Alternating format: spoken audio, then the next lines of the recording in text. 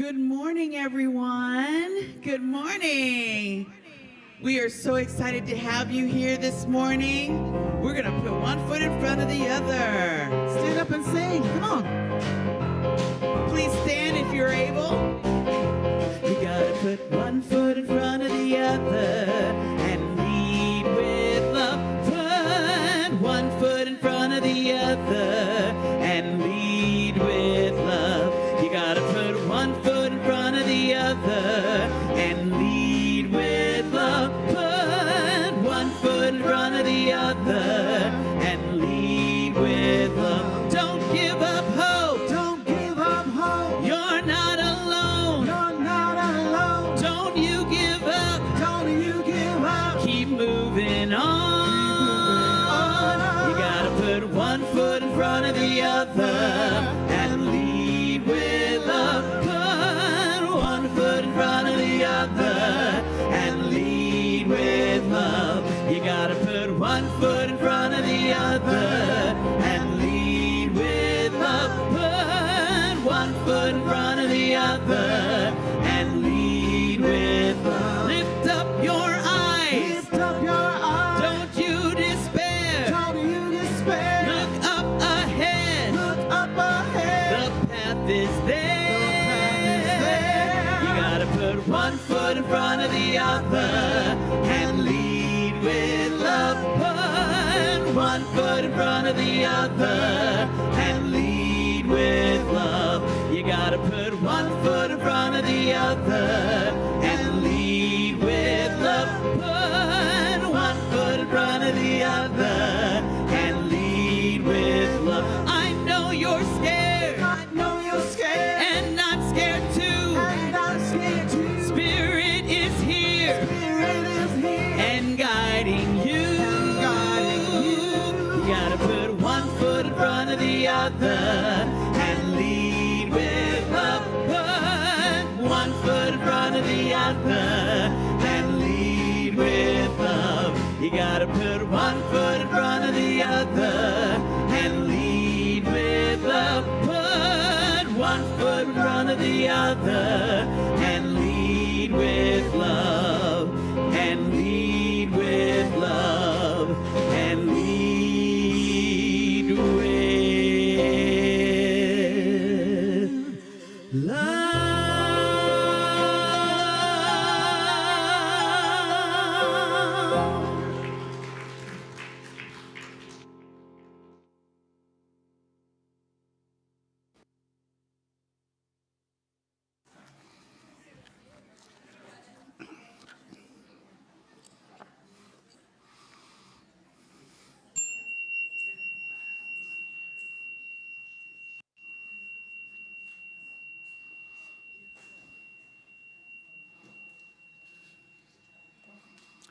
Good morning.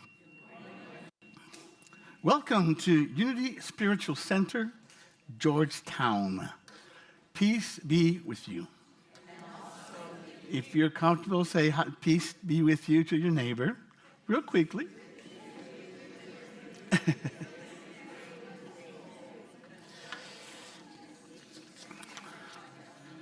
And peace be with those who are online with us. Thank you for joining us as well this morning for our Sunday morning spiritual experience, we like to call, because we come here to have a spiritual experience as a group, as a spiritual community, because you're always, of course, having your own personal spiritual experience, but it's different when you do it as a group. So it's going to be very powerful. And come a little early so that way we can get settled and get right to business. Thank you. Lots of announcements today, but this is an important one. This is third Sunday, and that's the day that we recognize one of our wonderful volunteers.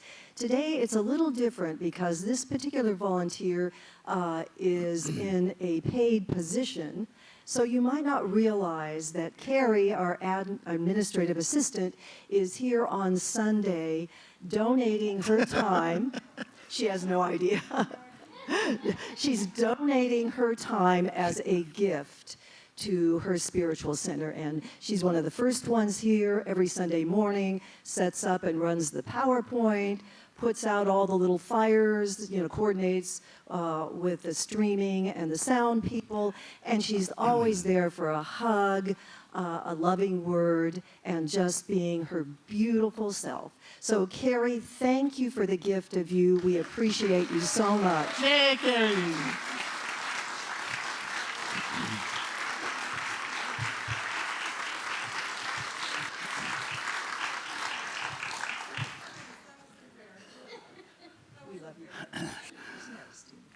I just said it. No, we're good with the joke. Joke of the day. Who's the joke? Me. Oh, it's I'm the you. joke. Okay. I'm the jokester. So, yeah. We like to start with a little bit of humor because laughter is the best medicine. What do we got up there now? Look at that. You got to love it. I mean, that already, see, it's putting you in the right frame of mind already. So there was this, and it's just all a joke, There was a 54-year-old lady who had a heart attack. Let's call it a mild one. So she gets to the hospital, and she's kind of unconscious. She sees God. She sees God and says, is my time up? And he said, oh, heck no. You got 43 years, 2 months, and 8 days left. Wonderful. So she starts to recover, and while she's there, she decides, to do a little bit of upgrade. So she has a facelift, a liposuction, tummy tuck, and other, let's say, modifying procedures. Well, she gets well, and she's about to take off. She's walking across the street, and she's hit by an ambulance, and she dies. So she gets to heaven and said, God, what happened? I thought you told me I had another 43 years. He said, oh, yeah, about that. Man, I'm really sorry, but I just didn't recognize you. Let's please rise and begin our service.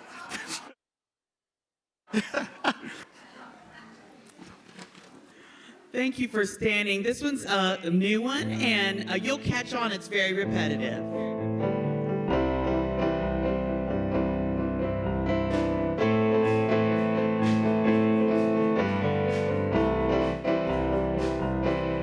I see joy, I see peace, I see goodness surrounding me. I see love in every breath I breathe. I see God in everything. I see happiness, I see freedom. I see the beauty that lives in me. I see perfection in what life brings. I see God in everything. I feel joy, I feel peace, I feel goodness surrounding me. I feel love in every breath I breathe. I feel God in everything. I feel happiness, I feel freedom. I feel the beauty that lives in me. I feel perfection in what life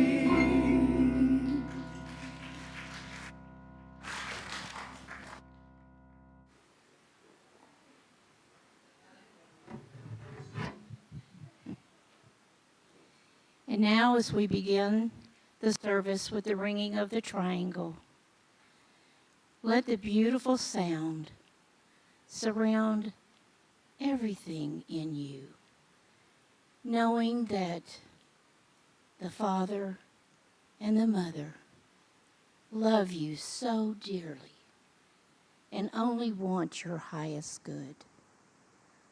So keeping that thought in mind, be that light and love that you are meant to be here in this world now.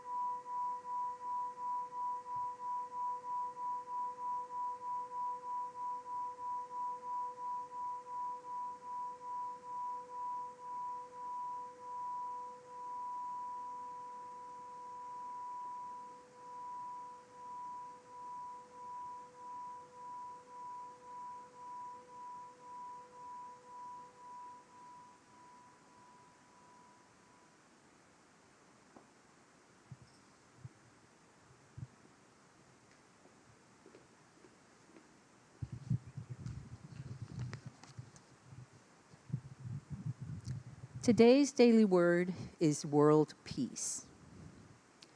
The affirmation is, I bless the world with thoughts of peace. The inspiration for today's daily word comes from James 3:18. And of harvest of righteousness is sown in peace for those who make peace. The word shalom is synonymous with the word peace, but it means more than an absence of war and conflict. Shalom, appearing so frequently in the Bible, is also used to affirm wholeness and well-being. True, lasting well-being requires the kind of peace known by living in alignment with God. Anchored in peace, people are less likely to be in conflict and more likely to appreciate that the beautiful planet Earth offers goodness and abundance for all. When I pray for a peaceful world, I pray shalom for myself and for each person of every land to have their needs met, to know lasting well-being for themselves and their families, to live in harmony, and to work toward our common good. Please read the affirmation with me twice. I bless the world with thoughts of peace. I bless the world with thoughts of peace. Okay, we're going to be doing join me in the affirming together the statement of vision. There is only one presence and one power active in the universe and in my life, God the good, omnipotence. Centered in oneness, we co-create a world of love, peace, and abundance.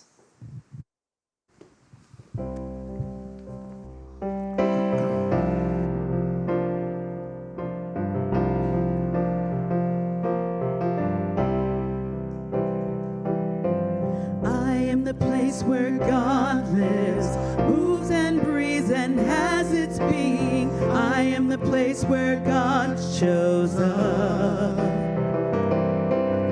I am the place where God lives, moves and breathes and has its being. I am the place where God shows up. You are the place where God lives, moves and breathes and has its being. You are the place where God shows up. You are the place where God lives, moves and breathes place where God shows up. We are the place where God lives, moves and breathes and has its being. We are the place where God shows up. We are the place where God lives, moves and breathes and has its being. We are the place where God shows up.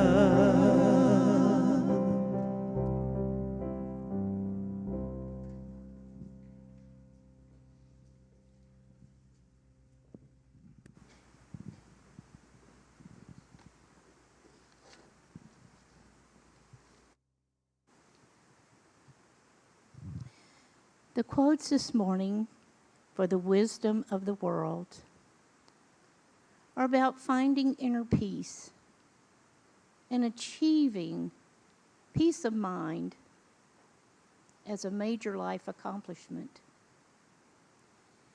Even though it's hard to feel peaceful, anyone can work toward a life of harmony, seek a calm spirit, be centered, and find balance. For many of us, it's a lifelong journey of self-reflection, self-love, compassion, and forgiveness toward ourselves and others that helps us find that peace, that inner peace. Mary Magdalene emphasized the seeking of the inner kingdom of the Son of humanity. Peace be with you. May my peace reside within you. Guard carefully that no one misleads you by saying, "Look, he is here," or "He's over there." For the Son of humanity already exists within you. Follow him, for those who seek him there will find him. Other quotes on inner peace emphasize that true peace comes from within, requiring self-acceptance, a calm mind, and the ability to let go of external circumstances. Within you, there is a stillness and a sanctuary to which you can retreat at any time and be yourself. And this is by Herman Hesse.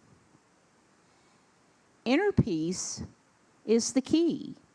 If you have inner peace, the external problems do not affect your deep sense of peace and tranquility. And this is a quote from Dalai Lama. If you are depressed, you are living in the past. If you are anxious, you're living in the future. If you are at peace, you are living in the present. And that's by Lao Tzu.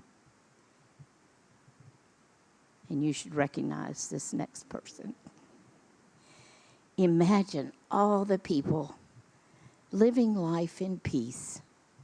You may say I'm a dreamer, but I'm not the only one.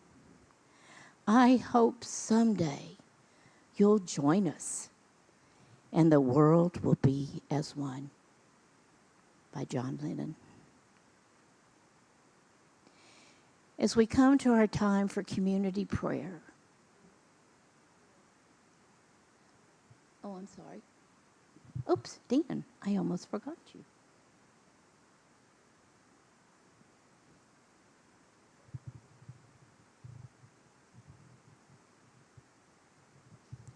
We're ready for the song.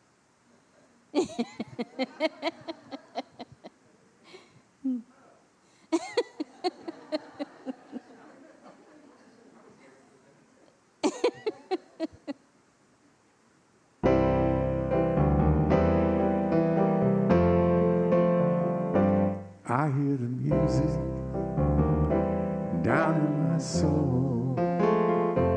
I hear the music down in my my soul. I hear the music down in my soul, and the whole wide world is my home. I got a new day down in my soul. I got a new day down in my soul. I got a new day down in my soul, and the whole wide world is my home. I love the silence down in my soul. I love the silence down in my soul.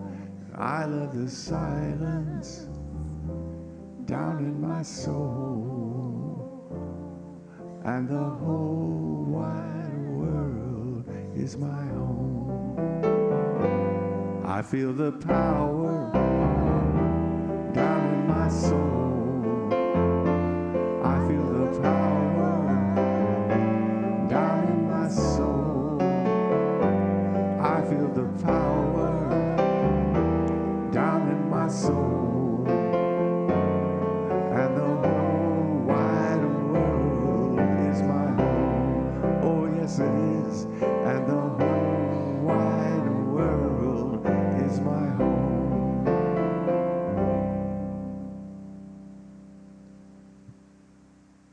Thank you. What a wonderful addition of the beautiful music that this community has. I want to thank our music team for all they bring to this service.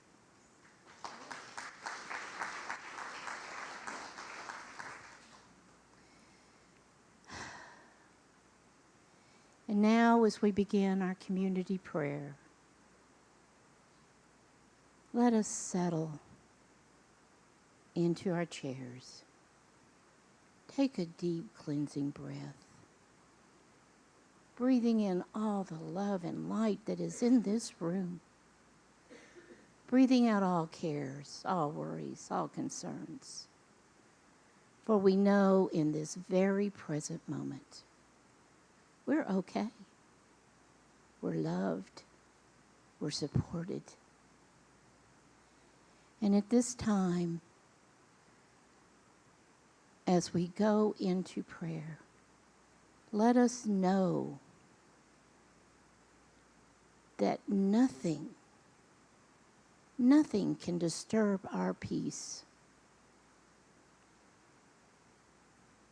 Dwell in the comfort that you are blessed and that you have strength when you go inside and you ask for guidance.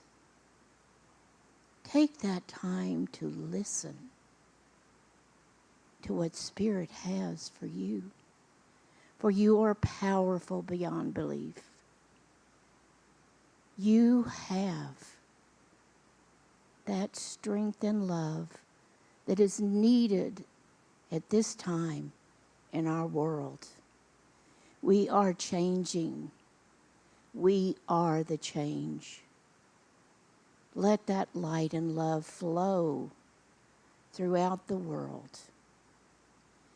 And if there is anyone or any situation at this time that needs that extra little bit of help, you may either out loud, quietly, or silently speak that name or situation.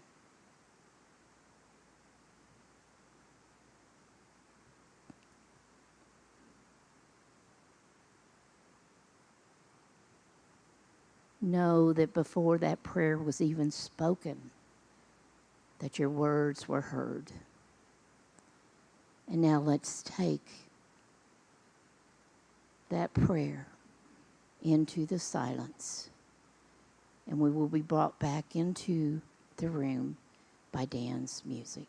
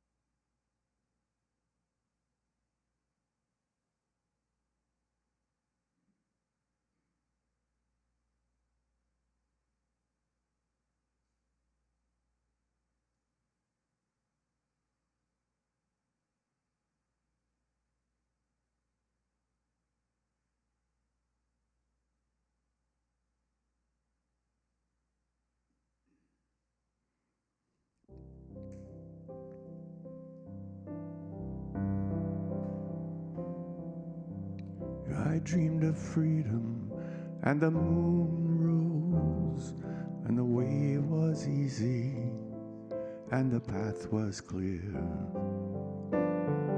I dreamed of freedom, and the moon rose. Peace spread over the land, and the guardian stars are shining, and the night is bright and clear. I dreamed of freedom, and the moon rose, and peace spread over the land. Peace spread over the land.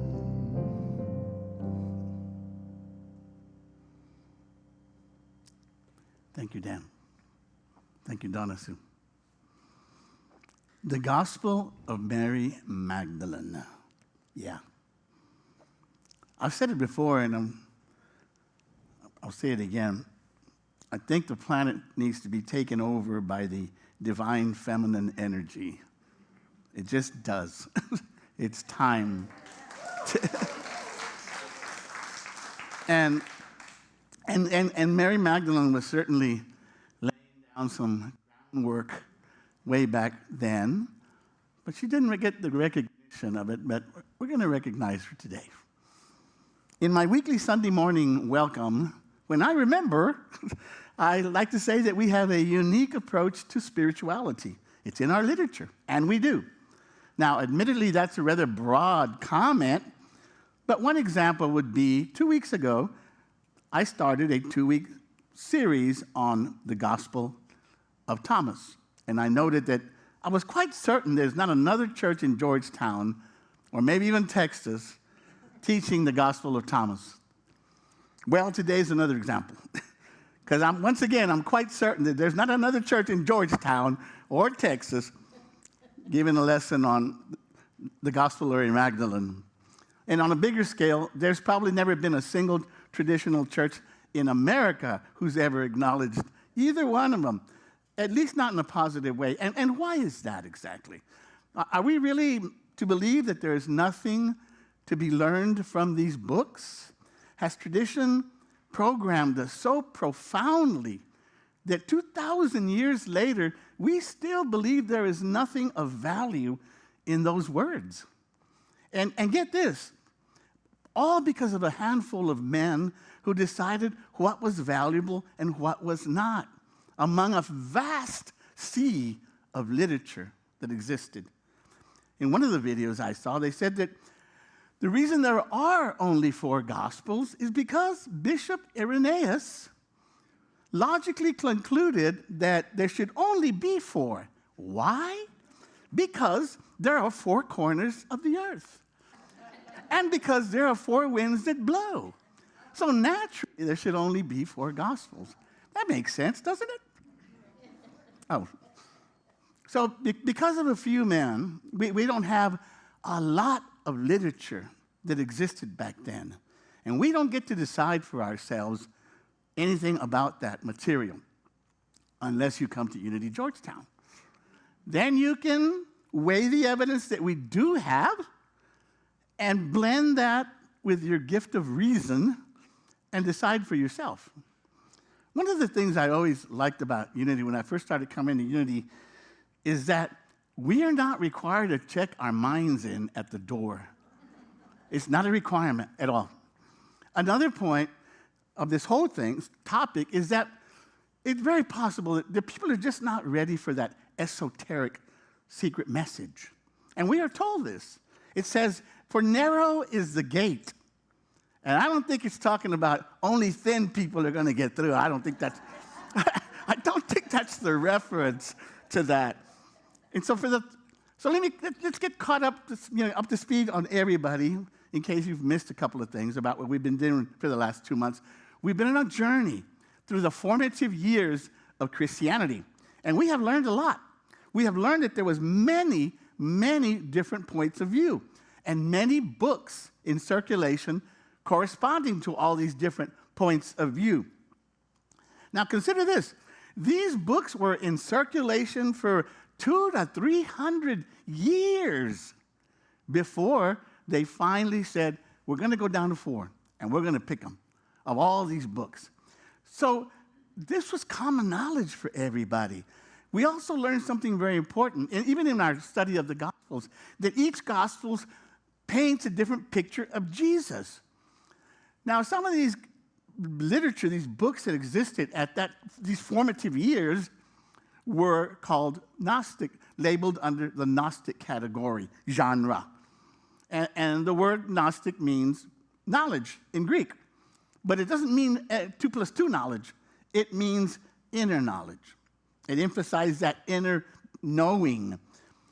And the problem with that for tradition at the time was that if knowledge is within, then I don't need you, Mr. Priest, and I don't need you, Mr. Church. And that's a problem for the ones in charge, the ones in power.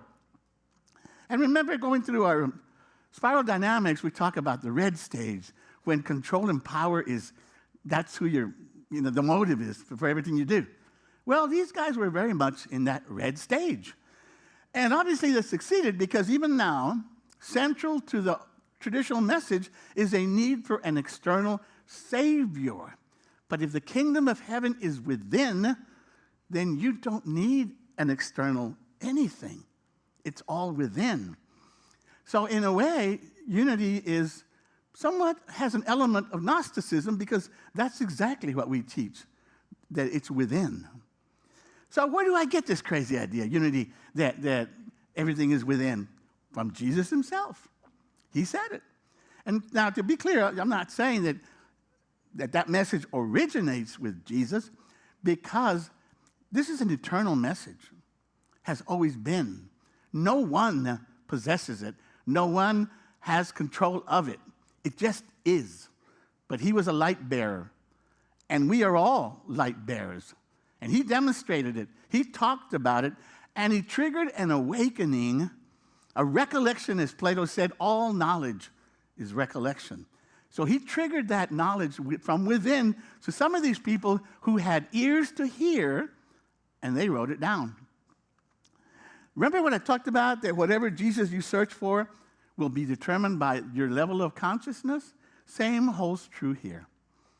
That the Jesus that they found at the time was that whatever their consciousness allowed them to find. And some of them understood these secret teachings. Mary was one of them, it would seem. Another key element, another key message of Jesus, Thomas, and Mary is that the kingdom of heaven is already here. It's not about a future event. It is here, because everything is here. So it's not about when the kingdom of heaven will come. It is about when will you see it. And if you can't see it, then you still have homework to do. And that homework is exactly that, to see heaven in everything and everyone. That is not an easy thing to do, my friends. It can get difficult at times. So I don't know how it's going for you, but I guess we're all working on it. So we're just going to keep practicing because it's been a long journey, but somehow, some way, there seems to be a hint of a light at the end of a tunnel, finally. So let's begin with a short overview of this gospel. As with most other literature of the time, we don't know who wrote it. We're not even sure exactly when it was written. But scholars seem to think that the Gospel of Mary Magdalene goes to about the 2nd century CE, right? And more or less. And so that places it within the formative years of Christianity, of that early time. So we talked about how each one portrays a different picture of things. Well, the early church fathers were very clear about how they wanted us to see Mary. They were very clear about that. Because if I ask anybody, what was the first thing you would think about? What comes to your mind with Mary? She was a prostitute. At least growing up Catholic, that's what we were told. And you know, it was just there. But was she? Or was that a picture that was painted for some reason about her? An attempt to hide and even erase her significance, her true role in this whole matter. Because the idea of having, remember, this is a highly, highly patriarchal society. The idea of having a woman in that kind of of that kind of spiritual stature was not acceptable. It just was not. Now, in Luke, there's a story about Jesus casting out seven demons from Mary. Now, tradition, interprets everything literally. But there's another perspective, that these demons, because everything was about demons back then, whatever affliction you had demons, period. But others saw it differently.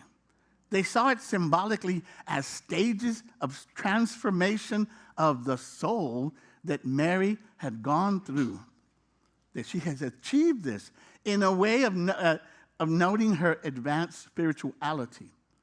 So what is she? An advanced spiritual teacher or a prostitute? That's the range of understanding that we had then and probably still do now. Who knows?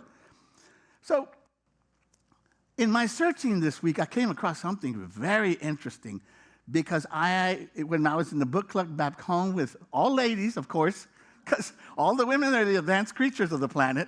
So even back then, and just look around, look around. I'm sorry.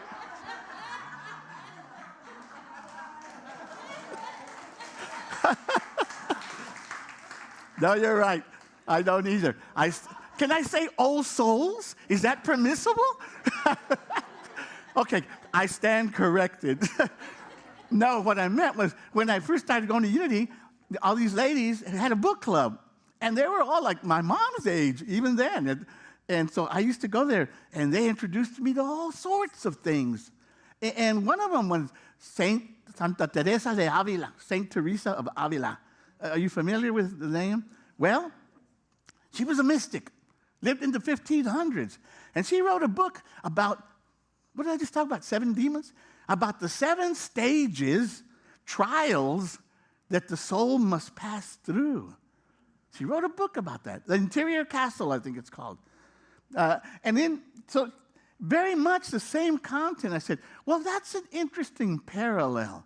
And in part 2 of the Gospel of Mary Magdalene, Mary talks about those stages of unfolding that she must do. So somebody took maybe that idea and said, oh, let's just say that she is filled with demons, because that way we get a chance to paint her in an unclean and an unworthy way. Well, that's just wonderful. But we don't know what the truth is about these things, as I said. But since I got here, I've been talking about changing the way that we see things, reprogramming our minds, because we are so programmed in such a strange way. We really got to work on it. So one time I asked you to go into your subconscious mind, find your God file, right-click, and delete. Very good. So I'm going to ask you to do the same thing. Go into your hard drive, find your Mary Magdalene file, right-click, and delete. Good. Now, let's start the process of painting a new picture of Mary of Magdala. That's what the name comes from, Mary of Magdala. Beginning with what we actually have. In the scriptures, we have a lot of referencing to her in a leadership role. She's there at the crucifixion. She's the first one to find Jesus after the crucifixion. Now, she obviously had a very special, significant role, even within the canonical material. But there was there was no attempt to try to elevate her. But obviously, her influence was so significant that it even comes through there. But once we get to the Gospel of Mary, now it's a whole other picture, because her special place is very clear and demonstrated.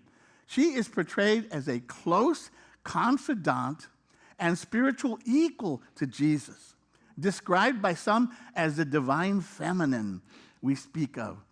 So Jesus and her are the yin and the yang, the complementary of the two. So there's that view of her. Now, which one is it? Which one do you like? You know?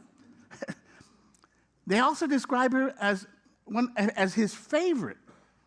And then Philip in one of the passages, challenges her. Why is it that Jesus picked you to share this secret information with? And one of the other disciples, Levi, I think later on associated that it was Matthew, by how they always change names, and Levi says to Philip, if the Lord chose her, who are you to question? He said to her. So this is really, really very interesting. And then there's others that see Mary as Jesus' wife. There's that picture of it. And I remember coming across something interesting, and I shared it with a couple of people not long ago about the Lord's Supper. Look at this person here, seated on his right side. I think you got a close-up. Look at that. Is that a guy? Looks like a woman to me. Have you ever noticed that?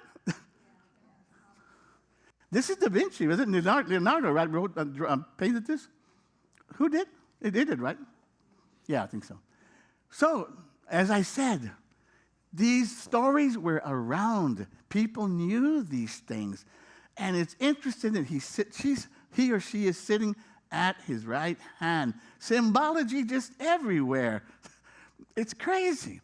So, now it sounds strange to us, the idea of him being married, but obviously it was very common. All the disciples were married. It's just commonplace. So, in the Gospel of Philip, it also says, and it's one of the lost Gospels as well, it says, he wrote down that Jesus kissed Mary often and on the mouth, it says. So, how factual is that? We don't know. That's my point. We've been programmed to believe things, and we have to unprogram ourselves. So here are some other ways to see now Mary in our new picture as a spiritual leader. In the Canonicals, as I said, her name is almost always listed first. And some think that's a subtle message about her role, her significance. And as a leader she is shown in the Gospel of Mary as the leader of the disciples because it starts with when Jesus came back to them after the crucifixion and resurrection, or however that story goes. And she is the one who takes the disciples by the hand and leads them because they're all freaking out. So it shows that she's the one in charge. So, and then she challenged the structure by challenging Peter when he asked, you're a woman. Why would Jesus share that with you? And then she talked about all the inner knowledge and the gnosis about turning within, as we heard some of Donna Sue's talking about. And then she talked about salvation as not an escape from sin, but an awakening to one's true spiritual nature. Then she talked about the soul's journey that I just said about going through these stages, these levels, almost like spiral dynamics. Everything's about stages. We have to unfold and unfold through all these stages as we go along. And then she talked about the liberation from the ego and the material illusion. She talked about the gospel as a suppressed voice. The Gospel of Mary that was not included in the New Canon, we know that. It was discovered again in 1896, but a very small fragment. In the Nag Hammadi, we get more, but there's still like a fourth of it missing. So there's a lot of mystery to what else she said. But she also talks about non-duality that we've talked about a lot, that ultimately everything is one, looking beyond the male and the female and the spiritual and material, life and death and all that. That was what she talked about. So I'm going to leave you with a couple of quotes from the Gospel of Mary as we go out. Dad, can I have just a little music? And I want you to just consider some of these thoughts that Mary talked about.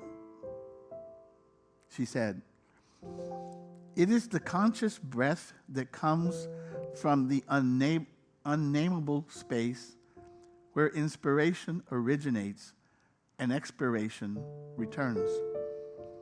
That space without boundaries, which we are sometimes fortunate enough to taste when silence reigns within us. Evil and sin arise from the blamer in ourselves. All of nature, with its forms and creatures, exist together and are interwoven within each other.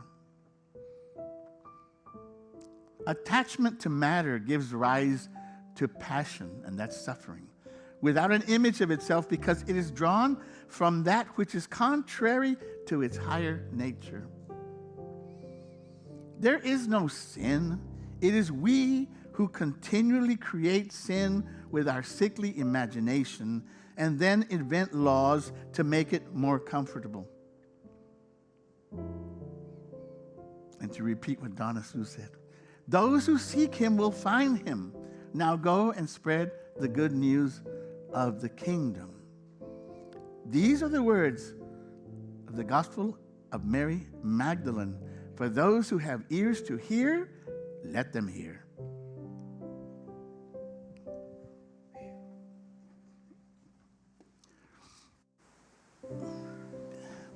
Thanks.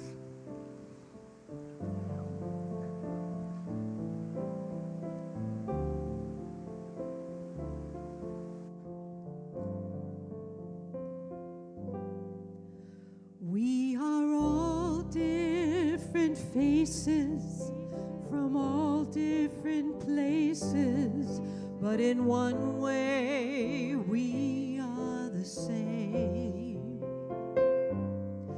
We are all one with spirit, united in love, and that's why we're here today.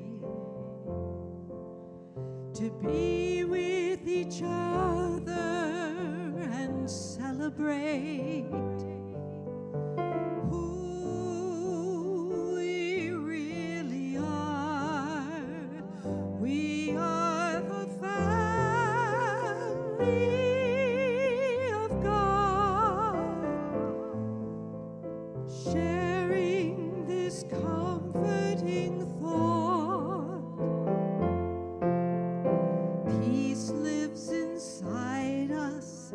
Nothing divides us when we see that we are the family of God.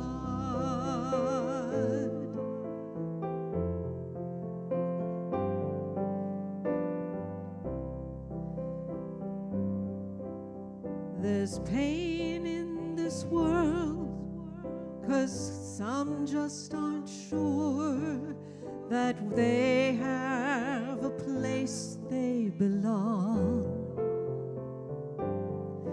We are all the lyrics, the words that heal. We're the music, we are the song. We are everything beautiful. That's who we really are. We are the family of God, sharing this comforting thought. Peace lives inside us. Nothing divides us when we see that we are the family of God. We are the family of God. We are the family of God.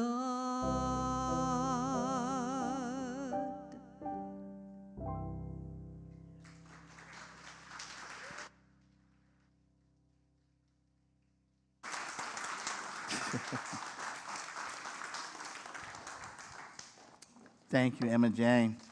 That was beautiful. Thank you so much. Now comes a time in our service where we offer our gifts, our tithes to this spiritual community so that we can continue to do what? To raise the consciousness of the planet together. So we take these gifts, our tithes, in our hands, and together we say, divine love through me blesses and multiplies all that I have, all that I give, and all that I receive.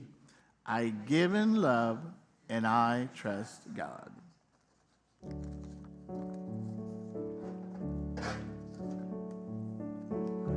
Everything I see, everything I do is blessed by your hand, God. I give it back to you. Everything I give, every thought that's true, is magnified in kind, God. I'll give it back to you.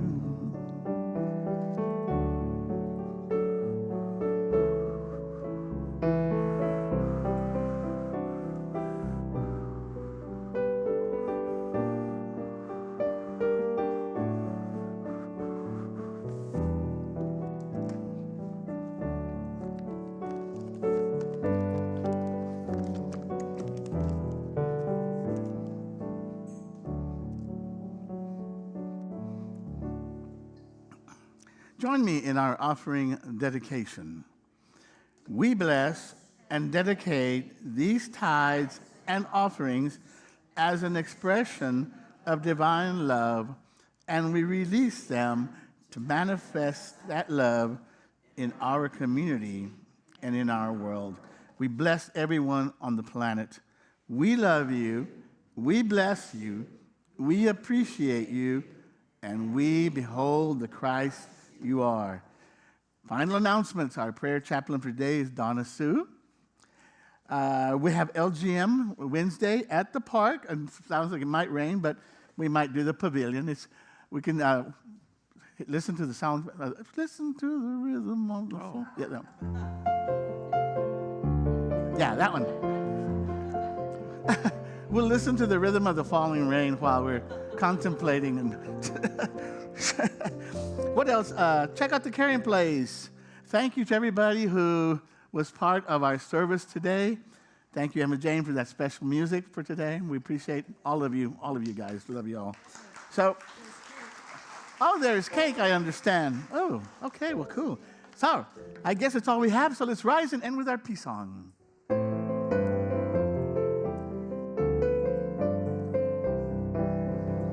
Let there be peace on earth, and let it begin with me. Let there be peace on earth, the peace that was meant to be. With God as creator, family all are we. Let us walk with each other in perfect harmony. Let peace begin with me. Let this be the moment now. With every step I take, let this be my joyous vow.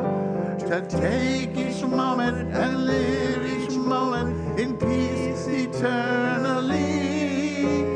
Let there be peace on earth, and let it begin with me. The light of God surrounds us. The love of God enfolds us. The power of God protects us. The presence of God watches over us. Wherever we are, God is, and all is well. I am light. I am love. I am power. I am presence. I am. Have a blessed week.